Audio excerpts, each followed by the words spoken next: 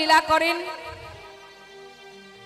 যুগে যুগে এসেছেন, লীলা করেছেন, সবই কিন্তু আমাদের জীবের কল্যাণের জন্য, জীবের মঙ্গলের জন্য, জীবকে অন্ধকার থেকে আলোর পথ দেখাবার জন্য। তার এই লীলা যুগে যুগে তার আশা। কারণ আমরা যেমন সারা জীবন ধরে সন্তানের মঙ্গল কামনা করি, যিনি আমাদের পিতা, সে আমাদেরকে মর্তে পাঠিয়ে দিয়ে তিনিও কিন্তু চুপচাপ বসে নেই। তিনিও যুগে যুগে এসেছেন মর্তবাসী তার সন্তান, তাদেরকে সকলকে সঠিক পথে নিয়ে যাবার জন্য। নিতাই গৌর হরি বল। তা তিনি যত যত লীলা করেছেন, লীলার ছলে জীবকে শিখিয়েছেন কেমন করে ভালোবাসতে হয়, কিভাবে ডাকতে হয়। যারা বুঝতে পারে তারা সব ফেলে চলে গেছে, আমরা এখনো বুঝতে পারিনি, তাই ত্রিতাপ জ্বালা ভোগ করছি। ত্রিতাপ জ্বালা মানে আধ্যাত্মিক জ্বালা, আদি দৈবিক জ্বালা, আদি ভৌতিক জ্বালা। এই ত্রিতাপ জ্বালা আমাদের সবাইকে ভোগ করতে হবে যতদিন সংসারের মধ্যে আমরা থাকব। এখান থেকে পালাবার কোনো পথ নেই মা। আধ্যাত্মিক জ্বালা কেমন? আমাদের দেহের জ্বালা। আজকে এ রোগ হচ্ছে, কাল সে রোগ, আজকে এ সমস্যা, কাল সে সমস্যা। আমাদের শারীরিক জ্বালা যেগুলো, নানাবিধ রোগাক্রান্ত হচ্ছি, এটা একটা বড় জ্বালা। দেখবেন সারা শরীর ভালো, দাঁতের গোড়ায় যদি যন্ত্রণা হয়, দেখবেন আমাদের সমস্ত ইন্দ্রিয়গুলো যেন সেই চিন্তায় পড়ে থাকে, তাই না? এ বড় যন্ত্রণা। এখান থেকে মুক্তির কোনো রাস্তা নেই যত সময় এই নশ্বর দেহ, এই অসার দেহটা দূর না হবে। আর কি আধ্যাত্মিক জ্বালা? অন্যের কাছ থেকে পাওয়া জ্বালা। তুমি ভালো আছো, শান্তিতে আছো, তোমার ঘরে কোনো জ্বালা নেই, পাশের থেকে তোমাকে জ্বালা ভোগ করতে হবে। কারণে অকারণে অন্যের কাছ থেকে পাওয়া জ্বালা, সেটাকে বলা হয় আধ্যাত্মিক জ্বালা। তুমি সুস্থ, তুমি ভালো আছো, তোমার কোনো চিন্তা নেই, কোনো জ্বালা যন্ত্রণা নেই, কিন্তু অন্যের কাছ থেকে তোমাকে জ্বালা পেতেই হবে। কোনো দোষ না করলেও জ্বালা পেতে হবে। এটা সংসার জীবনের জ্বালা, ত্রিতাপ জ্বালার এক জ্বালা। আর আদিদৈবিক জ্বালা প্রকৃতি থেকে যে জ্বালাগুলো আমরা পাই। এই একবার করোনা আসছে, একবার তো ঝড় আসছে, একবার বন্যা আসছে, এই যে নানাবিধ জ্বালা, যতদিন আমরা এই পৃথিবী ছেড়ে না যাব ততদিন এই জ্বালা আমাদের পেতেই হবে। তাহলে এই ত্রিতাপ জ্বালা আমাদের জীবনে আছে, সংসার জীবনে যারা আছে ভোগ করতেই হবে।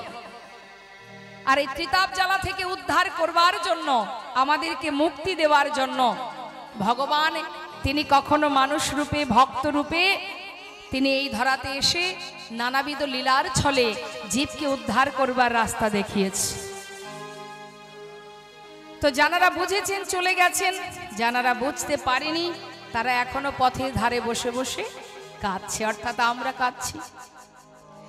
তা আজ ভগবান যে লীলা করছেন মা, তিনি বনের মাঝে খেলা করছেন, লীলা করছেন, এটা তো যুগে যুগে লীলা করবার জন্য তিনি বালক রূপে এসেছেন। কিন্তু প্রকৃত খেলা তো সেজন খেলছেন গোলকধামে বসে বসে। যে গানটি গেয়েছিলেন কাজী নজরুল ইসলাম, সেই অপূর্ব খেলা আমাদের ধরা ছোঁয়ার বাইরে, তার নাগাল আমরা জীবনে পাবো না।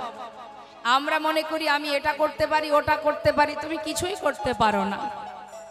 জীব কোটি বাঞ্ছা করে, ভগবানের যে ইচ্ছা সেই ফলই ধরে। বর্তমান সমাজের কি হাল আপনারা সবাই বুঝতে পারছেন।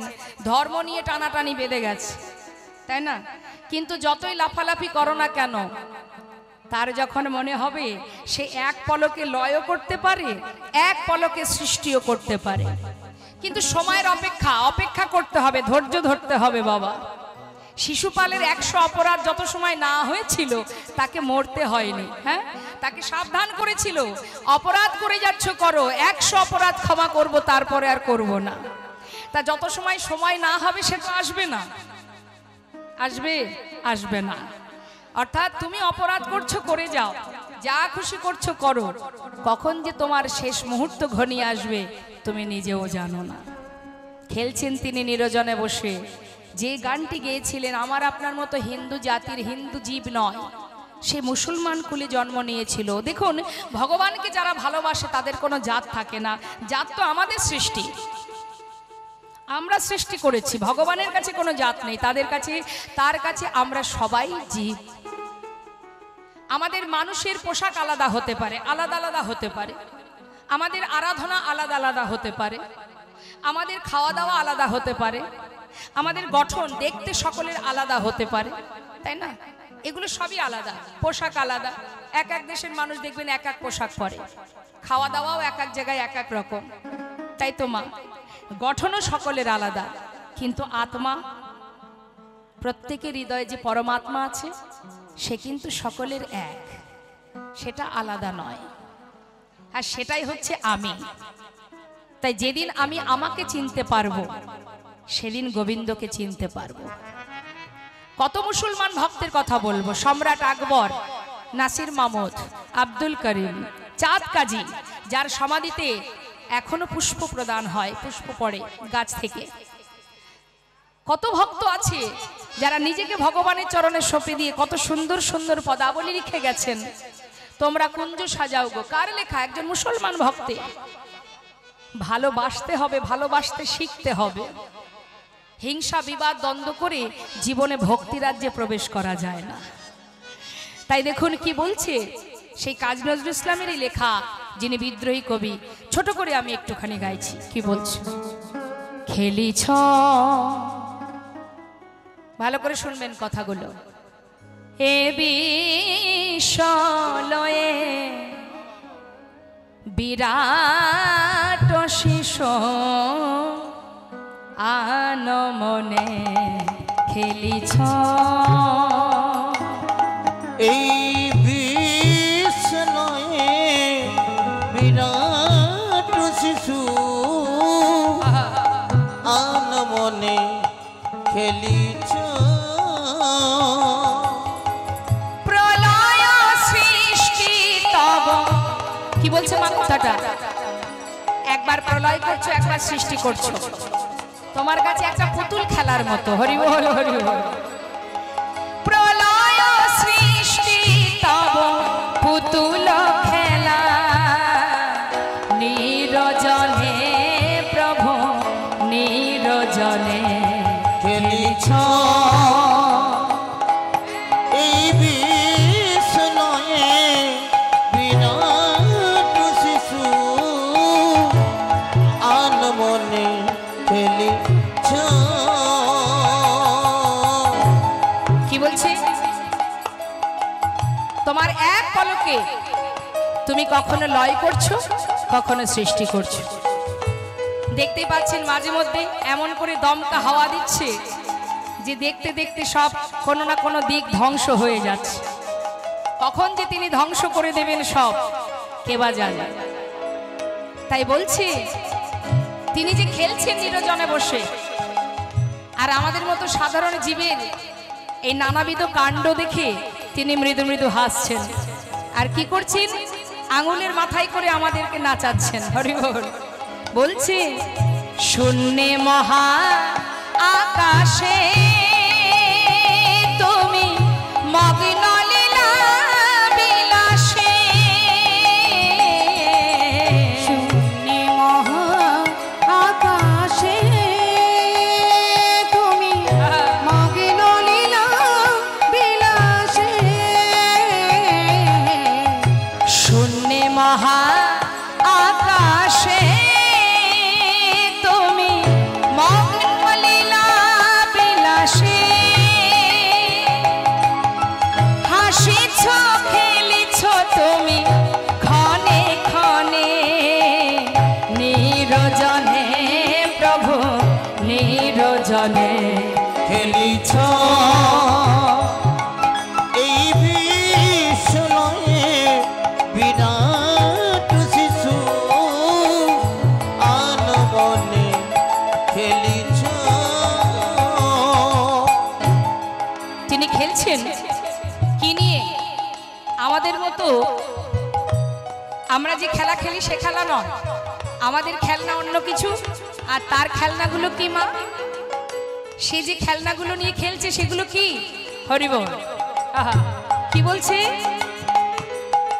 তারকার বিশ্বসী খেলনা তব, হে ও দাসী পড়িয়া আছে রাঙা পায়ের কাছে রাশি রাশি তারকার বিশ্বসী হলো না তব হে ও দাসী পড়িয়া আছে রাঙা পায়ের কাছে রাশি রাশি তারকার বিশ্বসী খেলো না তব হে ও দাসী পড়িয়া আছে রাঙা পায়ের কাছে রাশি রাশি নিত্য তুমি হে উদাস সুখে দুঃখে তো তুমি হে উদাস সুখে দুঃখে অবিকার নিত্য তুমি হে উদাস সুখে দুঃখে ভাঙিছ গড়িছ নীতি ক্ষণে ক্ষণে নিরজনে প্রভু নিরজনে খেলিছ এই বিশ্বলয়ে বিরাট শিশু আন মনে খেলিছ এই বিশ্বলয়ে বিরাট শিশু আন মনে খেলিছ। তিনি নিরজনে বসে বসে আপন মনে খেলা করছেন আর যুগে যুগে অবতীর্ণ হয়ে তিনি নানাবিধ লীলার ছলে জগৎ জীবকে শিক্ষা দিচ্ছেন। বনে এসে বলছে সখা আজ আমরা খেলা খেলবো। খেলা করতে করতে হঠাৎ কিনা সুবলের মুখটা দেখে রাধার কথা মনে পড়ে গেছে। আর খেলা ভালো লাগছে না। সুবলের বদন আর রাধারানীর বদন দুজনের মুখ একই রকম। জেঠু তো খুঁড়তো তো ভাই বোন তো মুখের একটু মিল আছে। একটা লীলা আছে মা সুবল মিলন লীলা। এই সুবল মিলনে সুবল বেশে রাধারানী এসেছিল গোবিন্দের কাছে আর সুবল রাধা সেজে ওই যাবটে জটিলা ভবনে ছিলেন। তাহলে মুখের কতটা সুন্দর মিল আছে যে সুবলকে রাধা সাজিয়ে রন্ধনশালায় রেখে রাধারানী চলে আসতে পেরেছিলেন। তাই সুবলকে দেখলে রাধার কথা যেই না মনে পড়ে যায় আর তার খেলা ভালো লাগে না। আজও ঠিক একই অবস্থা। সুবলকে দেখে বলে উঠলেন ভাই আর যে ভালো লাগছে না, তুই একবার রাধারানীকে এনে দেখা।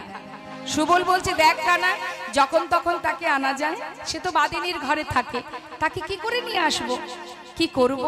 তুই যদি তাকে এনে না দেখাস, তুই আমার মরম সখা, তুই একটিবার এনে দেখা, আমার যে আর খেলায় মন বসছে না। তাই সুবল বলছে তুই এক কাজ কর, তাকে কি করে আনবো সে চিন্তা পরে, এখন তুই বাঁশিটা বাজা, বাঁশি বাজিয়ে রাধারানীকে জানিয়ে দে যে তুই তাকে দেখতে চাস। নিতাই গৌর হরিব।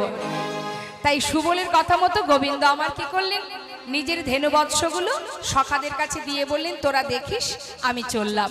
সুবলকে নিয়ে এবার গোবিন্দ যাচ্ছে। মহাজন পদাবলিতে বললেন দেখো খেলার আসে ছিল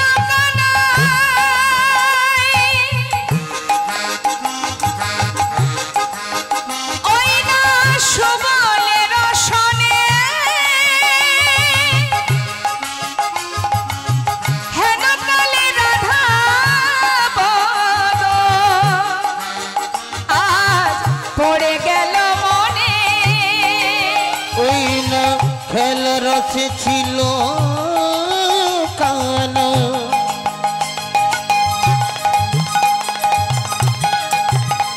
ওই সুবলের সনে হেন কালে রাধার বদন পড়ে গেল মনে। আপনার ধেনু বৎস সঙ্গী গণে দিয়া, আপনার ধেনু বৎস সঙ্গী গণে দিয়া, রাধা বলে বাজায় বাঁশি ত্রিভঙ্গ হইয়া, রাধা বলে বাজায় বাঁশি ত্রিভঙ্গ হইয়া, রাধা বলে বাজায় বাঁশি ত্রিভঙ্গ হইয়া, রাধা রাধা বলে বেজে উঠিল, রাধা বলে বাঁশি বেজে উঠিল, রাধা বলে বেজে উঠিল, রাধা বলে বেজে উঠিল,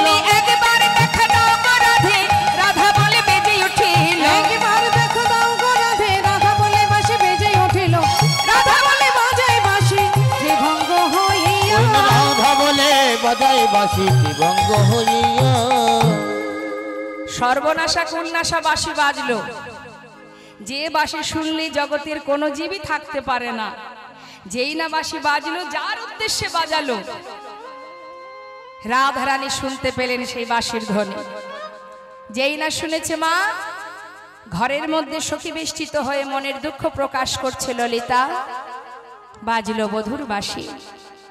তুই বল সখী, কেমন করে আমি ঘরে থাকি, না পারি ঘর থেকে বাহির হতে, না পারি ঘরে রইতে।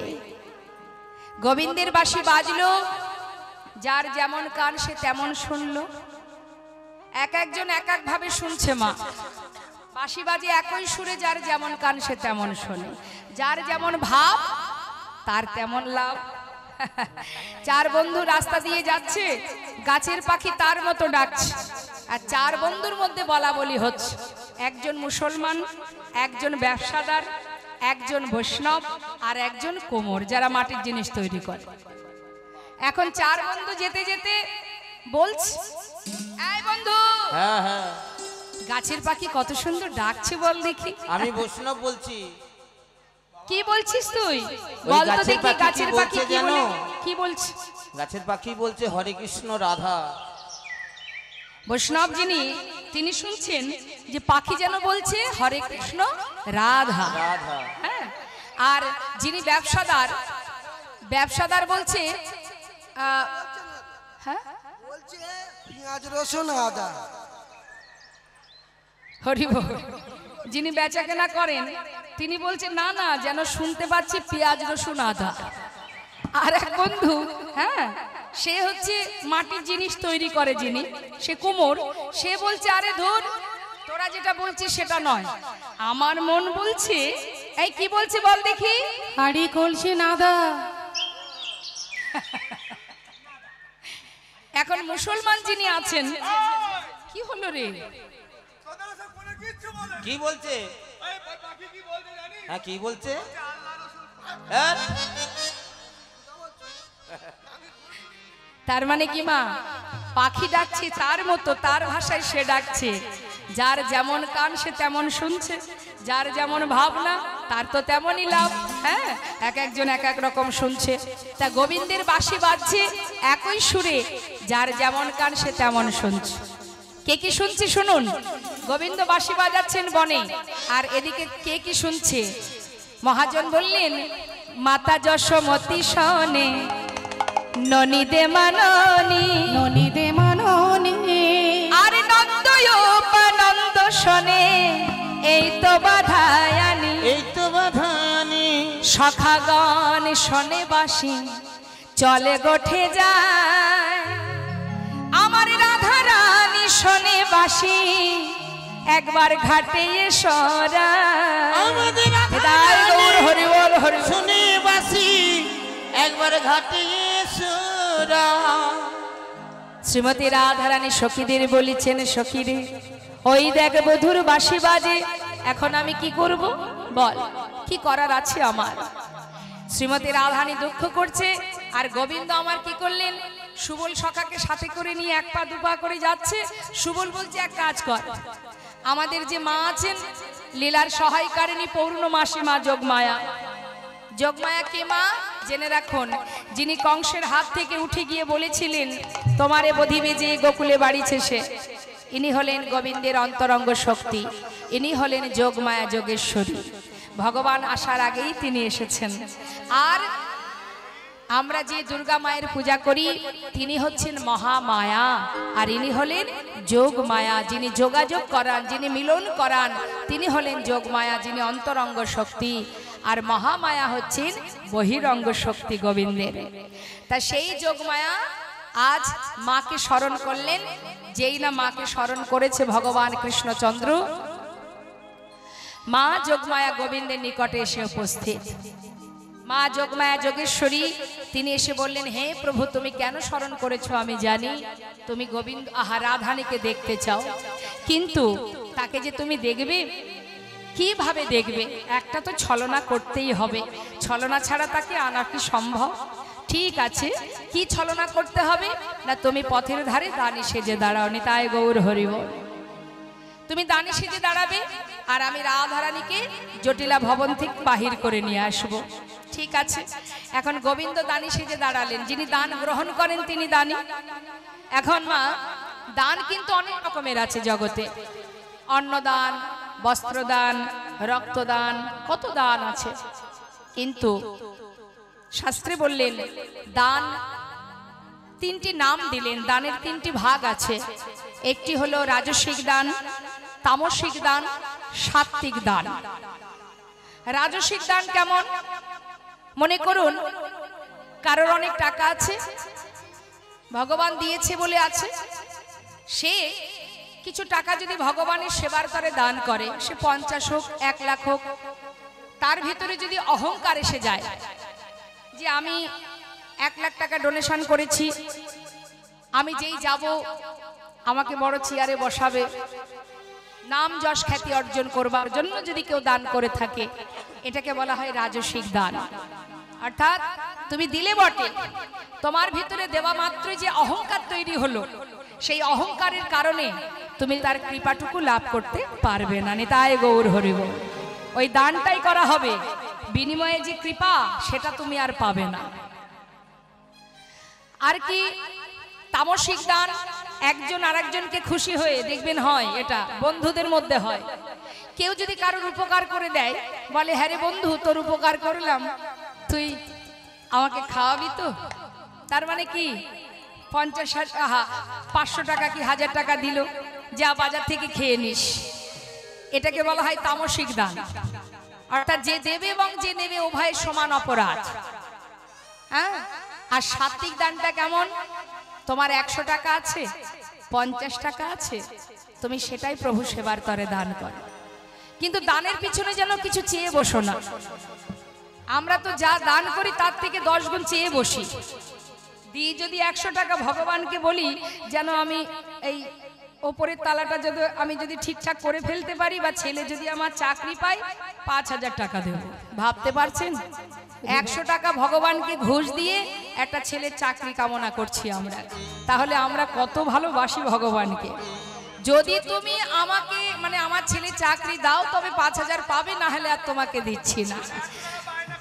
ভগবান মৃদু মৃদু হাসে, হ্যাঁ, আর মনে মনে ভাবে, হরে জীব কত আশা তোদের, সারা জীবন আশাই করে যাব মা, কিন্তু আশার শেষ কখনো আমাদের হবে না। তা আমরা শুধু কামনা করি। অনেকে আমাকে বলে, মা এই 200 টাকা দিলাম, আমার ছেলেটাকে বিয়ে কিছুতেই দিতে পারছি না, যদি ভালো বৌমা পাই পরের বছর অনেক কিছু দান করব। এক একজনের এক এক চাওয়া থাকে মা, কোনো কিছু চেয়ে ভগবানের কাছে কিছু দেওয়ার কোনো মানে হয় না। শুধুমাত্র মাথায় রাখবেন, আপনার যতটুকু আছে তার থেকে কিঞ্চিত ভগবানের সেবায় যদি আপনি দান করেন, যেটুকু দান করবেন, সেই দানের পিছনে শুধু একটাই প্রার্থনা থাকবে, হে দয়াময়, তুমি যা দিয়েছো অনেক দিয়েছো,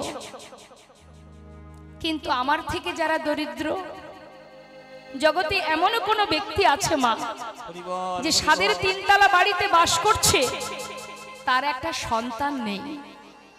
তাহলে একবার বিচার করুন, তার থেকে আপনি ভালো আছেন? অনেক ব্যক্তি আছে যাদের মাথায় ছাদ নেই, গাছ তলাতে পড়ে আছে। দেখুন না, একটু প্ল্যাটফর্মে গেলেই দেখতে পাবেন। তার থেকে আপনি সুখে আছেন।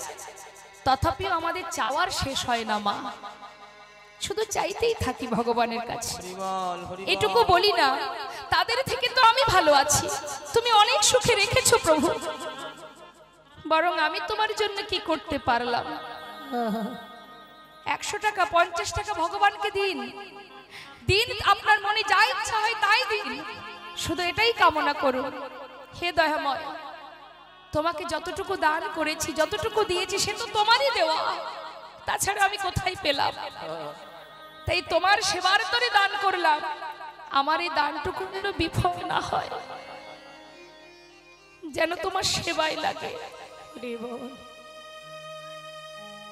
তাই দীনতা প্রকাশ করতে হবে মা। শুধু চেয়ে বসলেই হবে না। সুদামার জীবনে সর্বস্ব কেড়ে নিয়েছিলেন ভগবান, কিন্তু সুদামা নিঃশ্বাসে প্রশ্বাসে শুধু কৃষ্ণ নাম জপ করতেন। গোবিন্দ বলেছিলেন, সুদামা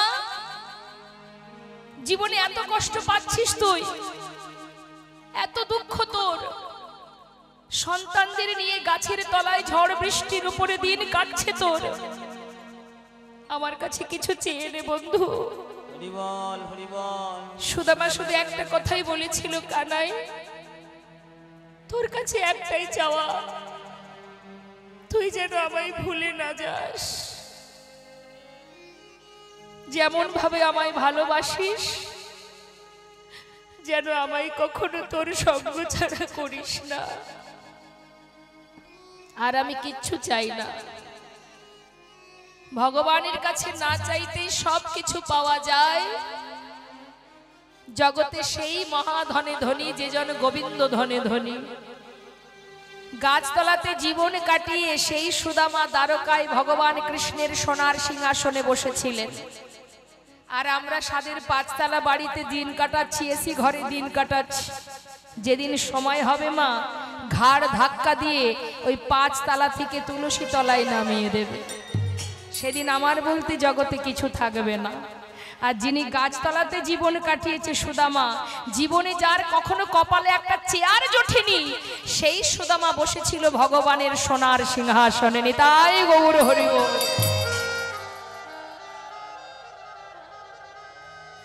তাই ভগবানকে ভালোবাসতে গেলে অন্তর থেকে ভালোবাসো। নিজের উচ্ছিষ্ট তার বদনে তুলে দিতে পারে যদি, সেই তো প্রকৃত ভালোবাসা।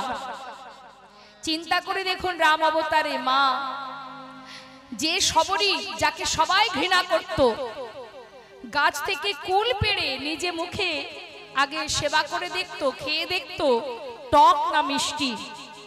সেই এঠো কুল নিজে অর্ধেকটা খেত, আর যেটা দেখতো মিষ্টি কুল সেটা গুছিয়ে রাখতো প্রভু রামচন্দ্রের জন্য। রাম আসবে, রামকে খাওয়াবো, সেটা টক না মিষ্টি দেখতে হবে না। প্রভু রামচন্দ্র তিনি কিন্তু সেই সবরীর কুঠিরে গিয়ে সবরীর সেই এঠো কুল সেবা করেছিলেন। ভগবান তো কিছুই চান না, শুধু ভক্তি ভরা ভালোবাসা। অন্তর থেকে ভালোবাসতে হয় যে তুমিও আমার, তুমি তো সব, জগতে কেউ আমার নয়, কে আছে আমার? যদি ডাকতে পারো, ভালোবাসতে পারো, দুফোঁটা বাড়ি বরিশন করতে পারো, আর কিচ্ছু লাগবে না। ভগবানকে বশ করতে গেলে দুফোঁটা চোখের জল, তিনি সব সহ্য করতে পারে। ভক্ত যদি তার জন্য কাঁদে, তিনি আর থাকতে পারেন না। কোন ভক্ত যদি গোবিন্দের জন্য কাঁদে, যদি কেউ বলতে পারে দয়াময়, ভজনে জানি না, সাধনে জানি না, দুটি নয়ন জলে ধুইয়ে দেব প্রভু তোমার দুটি রাঙা চরণ, তুমি করিও গ্রহণ শ্রী সচিনন্দন। দুটি নয়ন জলে ধুইয়ে দেব তোমার দুটি রাঙা চরণ, করিও গ্রহণ শ্রী সচিনন্দন। দুটি নয়ন জলে ধুইয়ে দেব তোমার দুটি রাঙা চরণ, করিও গ্রহণ শ্রী সচিনন্দন। দুটি নয়ন জলে ধুইয়ে দেব তোমার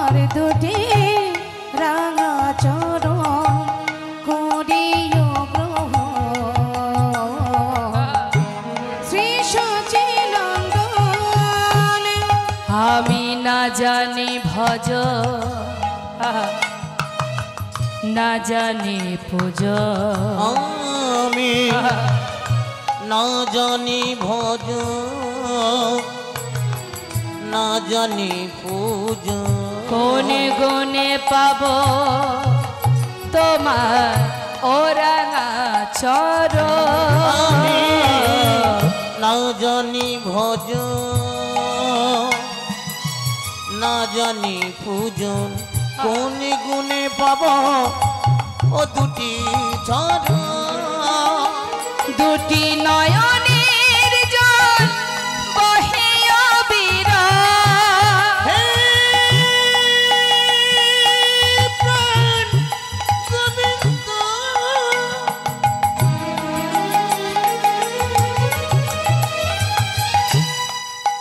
তুমি একবার কি করো তুমি ছাড়া আমার আর কেহ না হে কি পামায় করুণাময় দুটি নয়নের জল বহে অবিরাম আহা নয়নের জল ওগো বহে অবিরাম মানি না বারো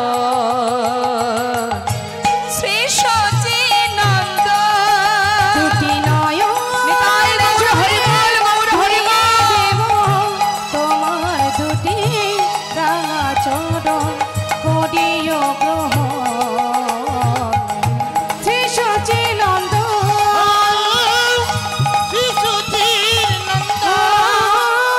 শ্রী সচিনন্দ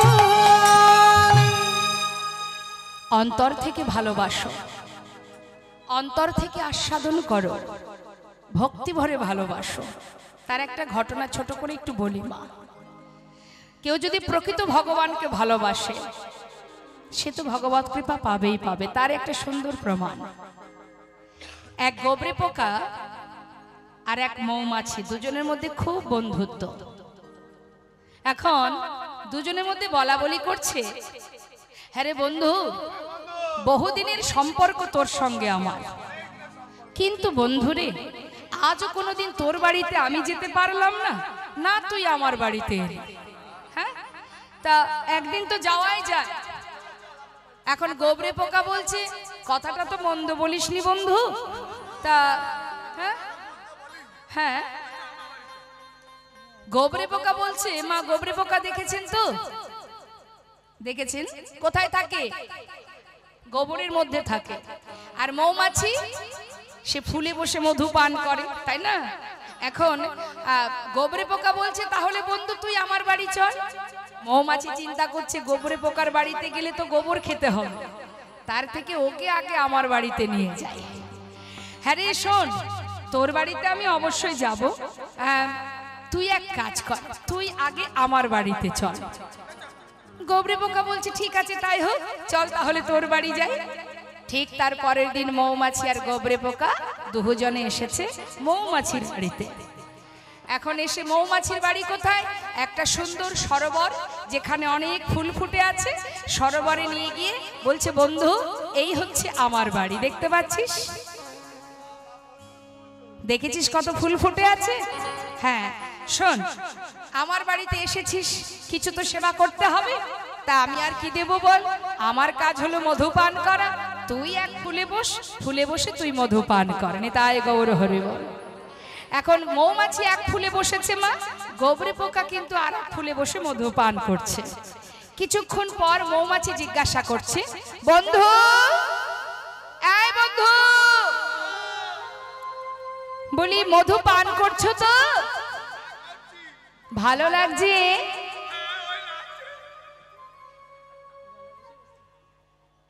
বলুন দেখি।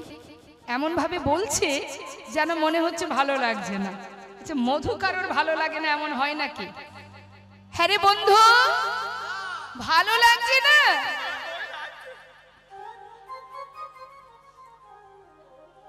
হরি বল হরি বল। ঠিক আছে, কিছুক্ষণ পর আবার জিজ্ঞাসা করছে, বন্ধু মধু পান করছো? এবার ভালো লাগছে তো?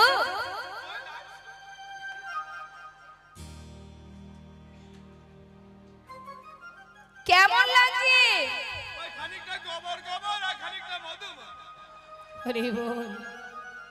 এটা কি করে সম্ভব? আরে বাবা, মধু তো মধুই হবে, তার মধ্যে গোবর এলো কোথা থেকে? হ্যাঁ, তুমি যখন মধু পান করছিলে ঠিক করে মুখটা ধুয়ে পরিষ্কার হয়ে তারপরে মধু পান করছিলে তো? মধু পান করার আগে মুখ ধোওনি? আমি বাড়ি থেকে আসার সময় ভাবছিলাম তোমার বাড়ির খাবার যদি আমার পছন্দ না হয়, হ্যাঁ, এই গালে করে একটু আমার বাড়ির খাবার নিয়ে এসো। ওই ভালো আছে। সেই জন্যই এই অবস্থা। গোবরের মধ্যে যদি মধু ঢোকে তাহলে গোবর গোবর, মধু মধু দুটোই মনে হবে। হ্যাঁ, ঠিকঠাক যদি পরিষ্কার করে মুখ ধুয়ে মধু পান করতে, তবেই তো মধুর স্বাদ উপভোগ করতে পারতে। ও বন্ধু শোনো, তুমি ভালো করে সরোবরে মুখটা ধুয়ে নাও, পরিষ্কার করে শুদ্ধ হয়ে তারপরে ফুলে বসে মধু পান করো। নিতাই গৌর হরি বল।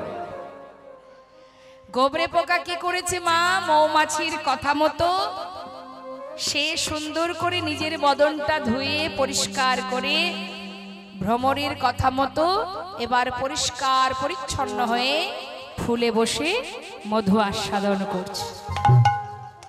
মধুপান হচ্ছে। মধুপান করতে করতে করতে করতে কখন যে মধুর নেশায় মধুপান করতে করতে সে বিভোর হয়ে গেছে তার আর কোনো দিকে লক্ষ্য নেই। এদিকে দেখতে দেখতে সন্ধ্যা হয়ে যাচ্ছে, চিন্তা করছে একটু পরেই তো ফুলের পাপড়িগুলো বন্ধ হয়ে যাবে। হ্যাঁ, সরোবরে যে পদ্ম ফোটে দেখবেন সন্ধ্যা হতে হতে মুখটা বুজে যায়। এখন বারবার ভ্রমর ডাকছে বন্ধুকে, মানে গোবরে পোকাকে, বন্ধু বন্ধু বন্ধু, তুমি সাড়া দিচ্ছ না কেন? বন্ধু তুমি কোথায়? বন্ধু শিগগিরই ফুল থেকে উঠে এসো, না হলে ফুলের মধ্যে তুমি বাধা পড়ে যাবে। ওই দেখো সূর্য অস্ত গেছে, বন্ধু তুমি শিগগিরই বাইরে বেরিয়ে এসো। বন্ধু তুমি কোথায়? শুধু যেন একবার শুনতে পেল মৌমাছি, আহ কেন আমায় ডাকছো তুমি? আমাকে মধু পান করতে দাও। এমন স্বাদ, এমন তৃপ্তি আমি আগে কখনো পাইনি। আমায় ডেকো না, আমাকে মধু পান করতে দাও। মৌমাছি পাগলের ন্যায় চারিপাশে ঘুরছে, কোন ফুলে বসে আছে বন্ধু, কিন্তু আজ সঠিকভাবে মধু পান করছে তো মা। পান করতে করতে এমন ভাবে মোহিত হয়ে গেছে আর কোনো দিকে তার খেয়াল নেই। ফুলের মধ্যে বসে আছে, মধু পান করতে করতে মধুর মধ্যে বশীভূত হয়ে গেছে। আর এদিকে দেখতে দেখতে সন্ধ্যা হয়ে গেল, ফুলের সমস্ত পাপড়ি বন্ধ হয়ে গেল। মৌমাছি সারা রাত বন্ধুর অপেক্ষায় সরোবরের পাড়ে একটি বৃক্ষে ডালে বসে অপেক্ষায় আছে, কোথায় বন্ধু, বন্ধু কোথায়? প্রকৃতভাবে যদি কেউ ভালোবাসে, প্রকৃতভাবে যদি কেউ ভগবানকে ডাকে আস্বাদন করতে পারে, সেই তো প্রকৃত ভজন মা। আজ মধু পান করছে প্রকৃতভাবে শুদ্ধ হয়ে। পান করতে করতে যখন মধুর স্বাদ পেয়েছে আর কিচ্ছু তার খেয়াল নেই। দেখতে দেখতে ভোর হলো। এক বৈষ্ণব সে এসেছে সরোবরে ফুল তুলতে। কেন? ভগবানের সেবায় লাগবে বলে। মৌমাছি গাছের ডাল থেকে লক্ষ্য করছে সেই বৈষ্ণব সরোবর থেকে ফুলগুলো তুলে সে ঘরে নিয়ে গেল। মৌমাছি সেই বৈষ্ণবের পাছু পাছু যাচ্ছে। দেখলো কি সেই গোবরে পোকা ফুলের মধ্যে মা সেই ফুলগুলো নিয়ে গিয়ে গোবিন্দ সেবায় গোবিন্দ চরণে নিবেদিত হলো। যেই না গোবিন্দ চরণে নিবেদিত হলো, মন্দিরের বাইরে একটি গাছের ডালে বসে এক দৃষ্টিতে তাকিয়ে আছে, ফুলগুলোর দিকে তাকিয়ে মৌমাছি কাঁদছে আর বলছে, বন্ধু রে বল, কেউ যদি শুদ্ধভাবে সঠিকভাবে ভগবানকে ভালোবাসতে পারে,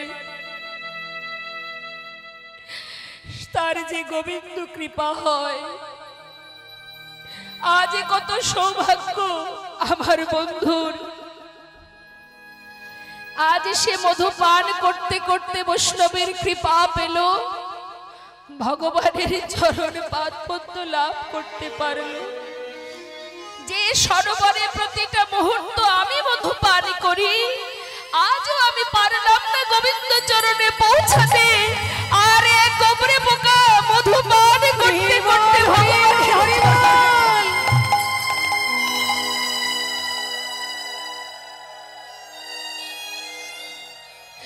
সারা রাত গাছের ডালে অপেক্ষায় রইল মৌমাছি। ভোর হতে না হতেই সেই পরম বৈষ্ণব গোবিন্দের চরণ থেকে ফুলগুলো নিয়ে ধীরে ধীরে গঙ্গার কাছে এসে গঙ্গার জলে নিক্ষেপ করলেন। মৌমাছি বন্ধু হারা হয়ে চোখের জলে মুখ ভাসিয়ে কাঁদে আর বলে, বন্ধু তুমি বড় ভাগ্যবান, অবশেষে তুমি গঙ্গা জলে নিজেকে সঁপে দিলে, তুমি প্রভুর কৃপা লাভ করলে, কিন্তু আমি পেলাম না। তাই মাগো, যদি সঠিকভাবে কেউ ভালোবাসে, তার জন্য বিদ্যা, বুদ্ধি, অর্থ, শিক্ষা, ঐশ্বর্য কিছুই লাগে না। ভগবান বললেন, কেউ যদি অন্তর থেকে মন থেকে আমায় ভালোবাসে, তার কাছে যদি কিছু না থাকে, একটি তুলসী পাতা দিয়েও যদি আমায় ভালোবাসে, আমি তার ডাকে, তার সুখে দুঃখে আমি তার কাছে থাকি। ভক্ত বৈষ্ণব দেবর্ষি বললেন, প্রভু যদি তুলসী পাতা না থাকে, একটি ফুল দিয়েও যদি ডাকে, দয়াময় যদি ফুল না থাকে, বললেন কোনো দুঃখ নেই, কেউ যদি ভালোবেসে একটু গঙ্গার জল দিয়েও ডাকে, আমি সাড়া দেব। দয়াময় যদি সেই গঙ্গার জলও না থাকে, প্রভু বললেন, বেশ, দরকার নেই, আমি তো আমার সন্তানকে দুটি করে নয়নে দিয়েছি, প্রত্যেকের দুটি করে নয়নে দিয়েছি, তাতে একটাই দিয়েছি গঙ্গা, একটাই দিয়েছি যমুনা। আমার ভক্তরা যদি ভালোবেসে আমাকে মাত্র দুফোঁটা বাড়ি বরিশন করে আমার জন্য কাঁদে, যদি একবার আমাকে ডাকে, আমি যুগে যুগে সেই ভক্তের দাস হয়ে পড়ে থাকি। নিতাই গৌর হরি হরি বল, হরি বল। তাই জেনে রাখবেন মা, একটা তুলসী বৃক্ষ যদি নোংরা জায়গাতেও জন্ম নেয়, সেই বৃক্ষের পত্র দিয়ে ভগবানের সেবা হয়। তাই তুমি যেমন থাকো, যেখানে থাকো, যেভাবে থাকো, কোনো দুঃখ নেই।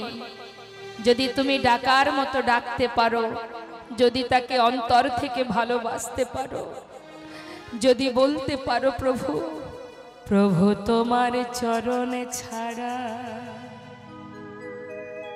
আর কিছু নাহি কামনি,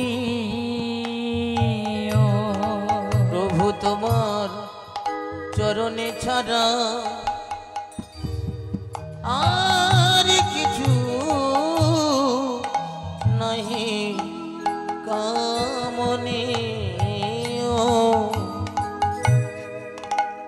যত দূরে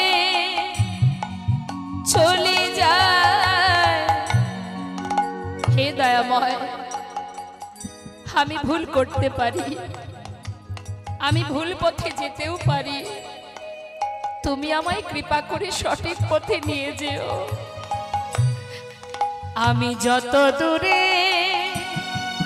চলে যাই, তুমি নিজ হাতে কাছে টেনে নিও।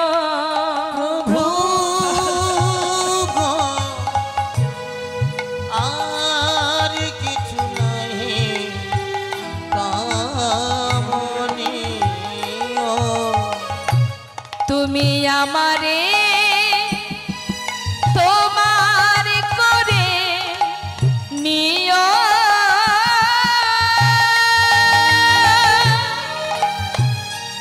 তুমি নিও,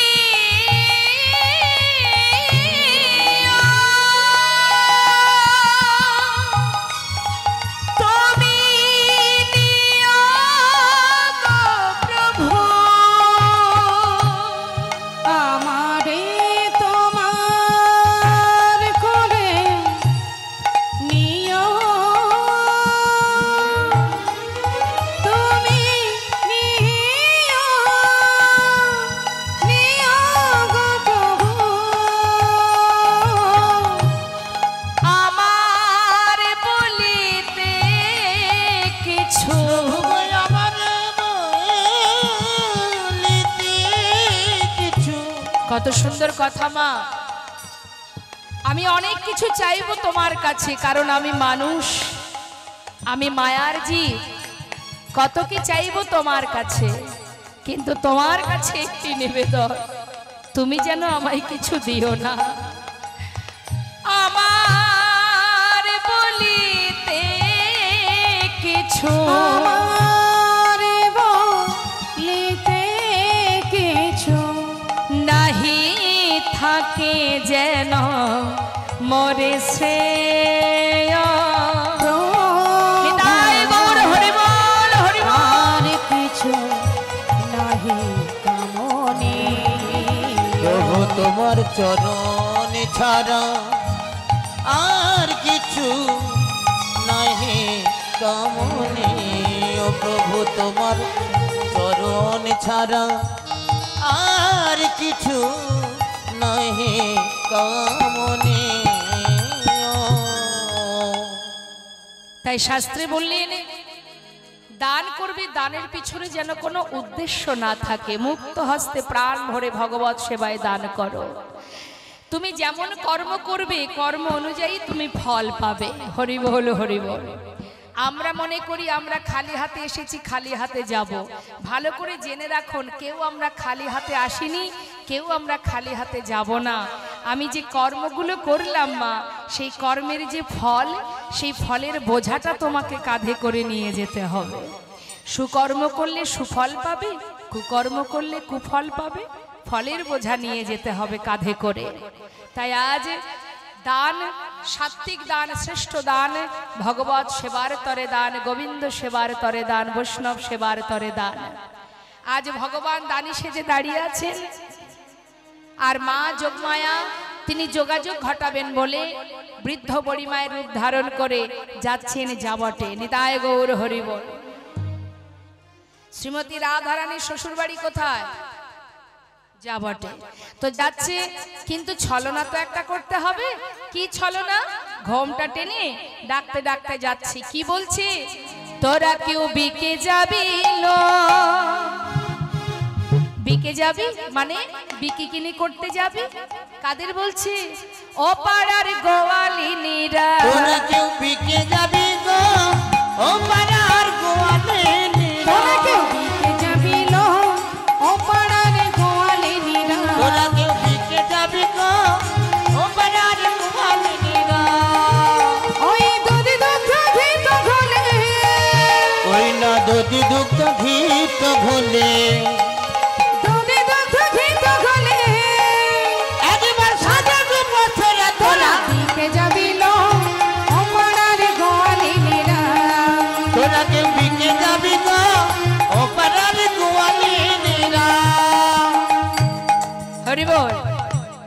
ডাকতে যাচ্ছে কাকে? উদ্দেশ্য যেখানে জটিলা ভবনে। নিতাই গৌর হরি বল হরি।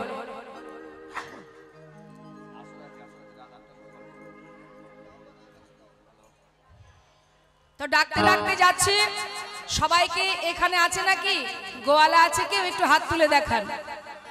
ও আছে, তাহলে আর দেরি কেন? আজ মথুরার হাটে বিকিকিনি করতে যেতে হবে। দেখুন একটা সুন্দর সুযোগ এসেছে মা, বিরাট সুযোগ। হ্যাঁ, কি সুযোগ?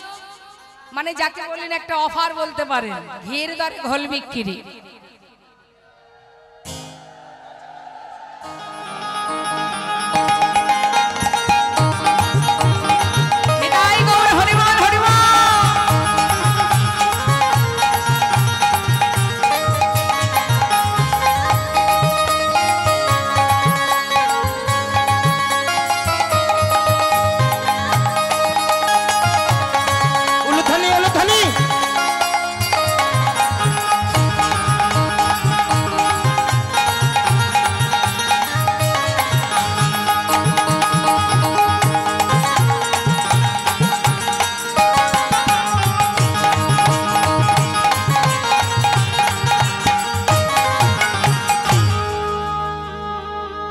গৌর হরি বল হরি বল। এখন ডাকতে ডাকতে যাচ্ছে যে তোরা কেউ বিকিকিনি করতে যাবি। সমস্ত গোয়ালাকে গোয়ালিনীকে ডাকছে। কি বলছে?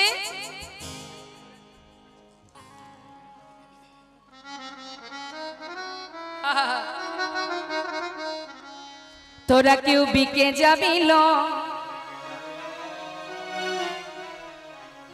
অপাড়ার গোয়ালিনীরা। তোরা কেউ বিকে যাবিল ও পাড়ার গোয়ালিনীরা। তোরা কেউ বিকে যাবিল ও পাড়ার গোয়ালিনীরা। তোরে দুঃখ ভীত ঘোলে, তোরে দুঃখ ভীত ঘোলে সাজাগো বসরা। তোরা বিকে যাবিল ও পাড়ার গোয়ালিনীরা। তোরা কেউ বিকে যাবিল ও পাড়ার গোয়ালিনীরা। চিন্তা করছি পথের মাঝে বেশি দেরি করে লাভ নেই। যেখানে আমার দরকার তাড়াতাড়ি সেখানে গেলেই ভালো হয়। জটিলা ভবনে এসে ডাকছে, জটিলে বলি ও কুটিলে, কি হলো? তোরা কেউ বাড়িতে আছিস? ঘরের মধ্যে বসে আছে দুইজন মায়ে ঝিয়ে। হঠাৎ নাম ধরে ডেকেছে বলে একটু সম্মানে লেগেছে মা। কুটিলার একটু সম্মানে লেগেছে। এত বড় সাহস, নাম ধরে ডাকে। আচ্ছা এখানে মায়েদের কাছে জিজ্ঞাসা করি, কুটিলা কি শুধু বৃন্দাবনে আছে?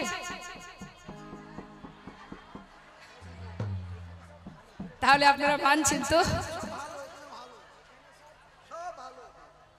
এখানে সবাই ভালো। নিতাই গৌর হরি বল হরি। অবশ্য আমি এখানে থাকি তো ভালো কি মন্দ আমি জানি না, সবই ভালো।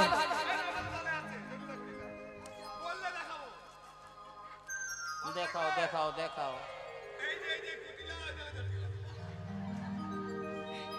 এখন কুটিলা মনে মনে ভাবছে কুটিল মতি যার সেই তো কুটিলা। যে অন্যের ভালো সহ্য করতে পারে না সেই তো কুটিলা, তাই না? যে অন্যের ভালো সইতে পারে না সে হলো কুটিলা। আর যার মন মানসিকতাটা জটিল হয় সেই জটিলা। এখন কুটিলা বলছে এত বড় সাহস, আমার আর আমার মায়ের নাম ধরে ডাকে। আমরা বৃন্দাবনের সতী রমণী, আমাদের একটা মান আছে তো, হ্যাঁ আমাদেরকে সম্মান করবে, এটাই তো উচিত। এত বড় সাহস, নাম ধরে ডাকে। আজ আমার নাম কুটিলা, ওকে শিখিয়ে দেব আমি যে কাকে কি বলে ডাকতে হয়। কুটিলার খুব রাগ হয়ে গেছে। সে রেগে রেগে যেই না ছুটে গিয়ে দরজাটা খুলেছে, দেখছে বাইরে বৃদ্ধ বুড়িমায় দাঁড়িয়ে আছে। মাকে দেখে মাথাটা নত করে দাঁড়িয়েছে। জটিলা বলছে, আহা বুড়িমায় বলছে, দেখ কুটিলা, তোর কথা সবই আমি শুনলাম, ঘরের মধ্যে যা যা বলছিলি, কিন্তু দেখ তুই তো সেদিন তোকে আমি জন্ম হতে দেখলাম, তুই আর কি আমাকে চিনবি বল? এই গোটা বৃন্দাবনে যখন কেউ ছিল না তখন ছিলাম আমি, আবার যখন কেউ থাকবে না তখনও থাকবো আমি। হ্যাঁ তা বলি শোন, তোর মা ঘরে আছে? আছে, তুমি কিছু মনে করো না। এদিকে জটিলা মনে মনে ভাবছে আমার মেয়ের তো আমার স্বভাব ভালো না, কি জানি বাবা কার সঙ্গে ঝগড়া বাঁধিয়ে দেয়। যাই দেখি তিনি আবার চোখে ভালো দেখতেও পান না, কোনো রকমের লাঠিটা হাতে নিয়ে খোঁড়াতে খোঁড়াতে দরজার কাছে এসে দেখছে হ্যাঁ মেয়ে ভিতরে, বৃদ্ধ বুড়িমা বাইরে, দুজনের মধ্যে কথা হচ্ছে। জটিলা রেগে গিয়ে বলছে, এই কুটিলা, ছি ছি ছি ছি, এই কারণে তো সংসার হয়নি, বুঝলি তো? দুদিনও হলো না স্বামীকে খেয়ে আমার ঘাড়ে চেপে বসে আছিস। আরে বয়সটাই শুধু হয়েছে, দেখো দেখো মুখ দেখলে বুঝতে পারবেন, বুদ্ধির কোনো পরিবর্তন হয়নি। মাকে এইভাবে, বৃদ্ধা মা তিনি বাইরে দাঁড়িয়ে আছেন, তাকে দাঁড় করিয়ে কেউ কথা বলে? বাবা আগে ভিতরে নিয়ে আয়, বসতে দে। ছি ছি ছি ছি, এই জন্য তোমার সংসার হয়নি মা গো। হ্যাঁ, নেহাত আমার মেয়ে, না হলে কবে বাড়ি থেকে বের করে দিতাম। পেটের মেয়ে ফেলে তো দিতে পারবো না। হ্যাঁ, ঘরের মধ্যে নিয়ে গিয়ে পাতা আসনে বসিয়েছে। বুড়িমায় বসেছেন আসনে, পাতা আসনে বসে বলছে, ও জটিলে কেমন আছিস রে? বয়স তো কম হয়নি, মরবি কবে শুনি? কি যে বলো না মা, মরা কি আর আমার হাতে? হ্যাঁ, সময় হলে ঠিক চলে যাব। যাকে যাক, কাজের কথায় আসি। তোদের বাড়িতে এলাম কেন জানিস? ওই শুনলাম নাকি মথুরার হাটে ঘিয়ের দরে ঘোল বিক্রি হচ্ছে। আসলে আমি তো তোদের মঙ্গল চাই, সর্বদাই তোদের ভালোই চাই। আমি তো হাটে যাব, তো ভাবলাম যাবার পথে একবার জিজ্ঞাসা করে দেখি তোরা যদি কেউ যেতে চাস। আজ না হয় বড় লোক আছিস, কাল যদি গরিব হয়ে যাস। কথায় আছে বসে খেলে রাজার ভান্ডার ফুরিয়ে যায়। কিরে হাটে যাবি নাকি? মা গো সব বুঝলাম, কিন্তু দেখছো না, চোখে দেখি না, কানেও ঠিক শুনতে পাই না, আবার ঠিকঠাক পথে চলতেও পারবো না। আমার দ্বারা কি আর হাটে যাওয়া সম্ভব? যখন ছিল বয়স তখন প্রতিদিন হাটে যেতাম, এখন আর কি করে যাব? আরে দূর, আমি কি তোর কথা বলছি নাকি?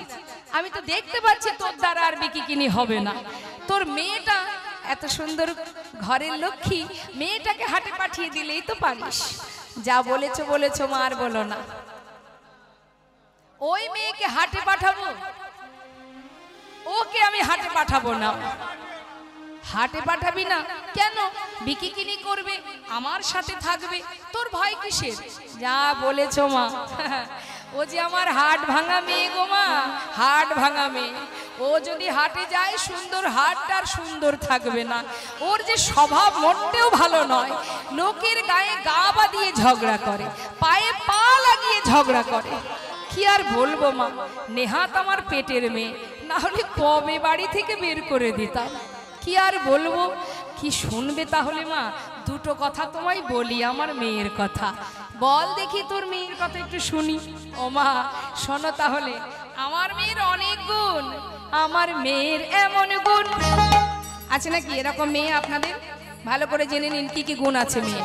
হ্যাঁ, আমার মেয়ের এমন গুণ, কাঁচা বাঁশে লাগাই ঘুণ। মেয়ের এমন গুণ, ও সে কাঁচা বাঁশে লাগাই ঘুণ। আমার মেয়ের এমন গুণ, কাঁচা বাঁশে লাগাই ঘুণ। মেয়ের এমন গুণ, মেয়ের এমন গুণ, জলেতে লাগাই আগুন। মেয়ের এমন গুণ, ও সে জলেতে লাগাই আগুন। আমার মেয়ের এমন গুণ, জলেতে লাগাই আগুন। মেয়ের এমন গুণ, কাঁচা বাঁশে লাগাই ঘুণ। ওই মেয়ের এমন গুণ, কাঁচা বাঁশে লাগাই ঘুণ। মেয়ের এমন গুণ। কার আছে এমন মেয়ে?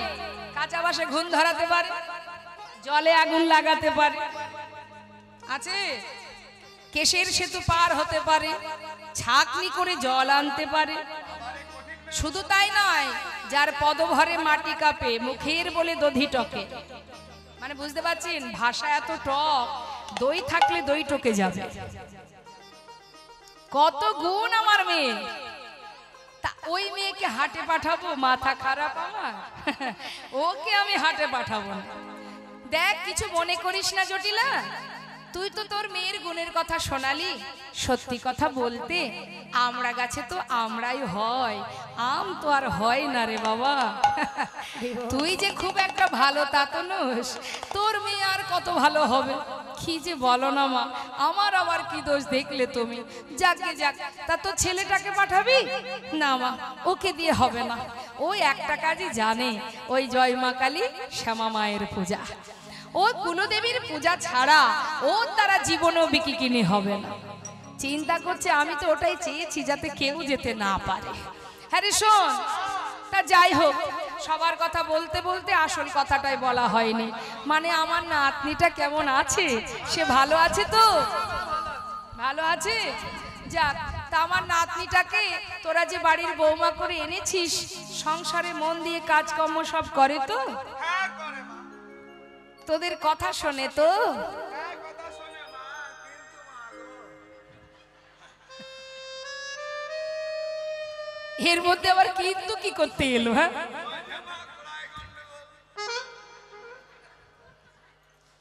কি হয়েছে একটু খুলে বলবি আমায়? হ্যাঁ, সুযোগ পালি হয়। আচ্ছা, কি হয়েছে বলবি? মিলে মা গো, ওই যমুনার ঘাটে জল আনতে যাওয়ার নাম করে একবার এদিক আর একবার ওদিক, শুধু এদিক ওদিক তাকায় মা। এটা কোনো সমস্যা নাকি? হ্যাঁ, ছোটখাটো ব্যাপার। এতদিন আমার নাতনিটা তোর ঘরে আছে, তোরা মায়ে ঝিয়ে ওই নামটা ভোলাতে পারলি না? বিরাট সমস্যা।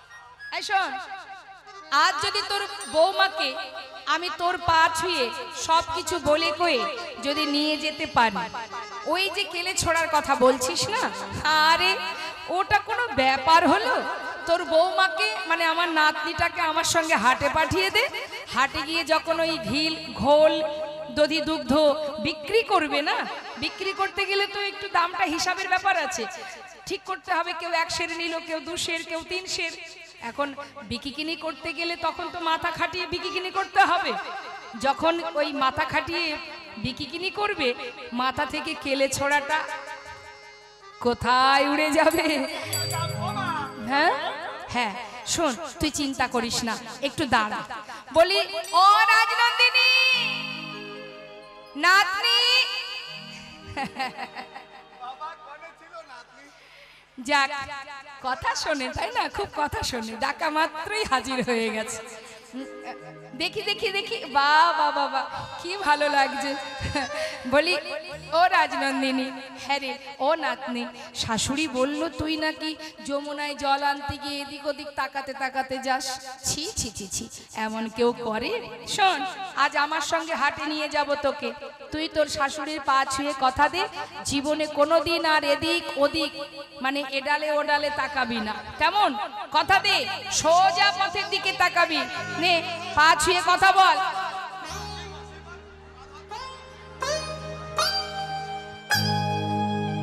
এই মায়ের পা ছুঁয়ে কথা দিলাম, শোনো না, এই মায়ের পা ছুঁয়ে কথা দিলাম, আমি এদিক ওদিক কোনো দিকে তাকাই, সোজা যাব আর বাঁকা পেলে দাঁড়িয়ে যাব। মা, শ্রীমতী রাধারানী বলেছেন, বড়ি মাই আজ আমি চরণ ছুঁয়ে কথা দিলাম। আজকে তো আর গাছের ডালে তাকাতে হবে না, গোবিন্দ তো পথের ধারে দাঁড়িয়ে আছে। যদি আমি মথুরার হাটে যাবার অনুমতি পাই, আমি এদিক ওদিক কোনো দিকে চাইব না, শুধু একদিকে চাহিব। নিতাই গৌর হরিবল হরিবল। শুধু একদিকে চাহিব, এদিক ওদিক চাইব না মা, একদিকে চাহিব। আমি এদিক ওদিক চাহিব না, এক পানে চাহিব। এই না হলে আমার বৌমা যা বলি তাই শোনে। যাক যাক, ও মা, তাহলে আর দেরি কেন? শিগগিরই বৌমাকে বলো সবকিছু গুছিয়ে নিয়ে তাড়াতাড়ি বাহির হতে। শ্রীমতী রাধারানী আমার আজ বড়ি মাইকে কাছে পেয়ে, আজ মনের সুখে রাধারানী আজ পসরা সাজাচ্ছেন আর বলেছেন, বড়ি মাই কি বলবো আমি তোমার কাছে, আজ যখন এসেছো আমি দুটো মনের কথা বলবো। আহা, শ্রীমতী রাধারানী মনের দুঃখ জানাচ্ছেন মা। দেখুন, আজ যদি রাধারানী কৃষ্ণ ভক্তের ঘরের পুত্রবধূ হতো, যারা কৃষ্ণ ভক্ত তাদের ঘরের পুত্রবধূ হলে লীলা কি এত মধুর হতো মা? এত সুন্দর হতো? বাদিনীর ঘরের কুলবধূ হয়েছিল বলেই তো লীলা এত পরিপুষ্ট, এত মধুর। যদি কৃষ্ণ ভক্তির ঘরের পুত্রবধূ হতো, যখন খুশি গোবিন্দের কাছে যেতে পারত। কেমন করে বাদিনীর যন্ত্রণা সয়ে গোবিন্দ ভজন করা যায়, একমাত্র প্রেমময়ী রাধারানী জগজ্জীবকে শিখিয়ে দিয়ে গেছেন। নেতায় গৌর হরিব।